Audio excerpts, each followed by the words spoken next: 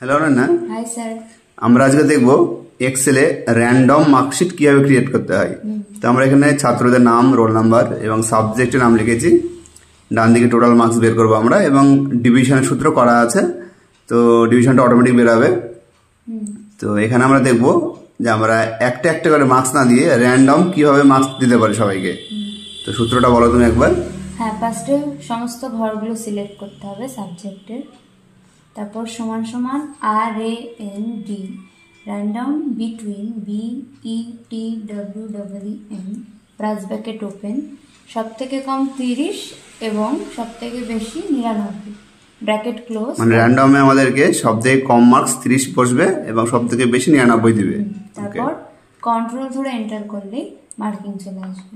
তারপর total marks বের করতে গেলে সমান সমান SUN সাম ব্রাস ব্র্যাকেট ওপেন, নাম্বারগুলো সিলেক্ট করে নিয়ে ব্র্যাকেট ক্লোজ এন্টার।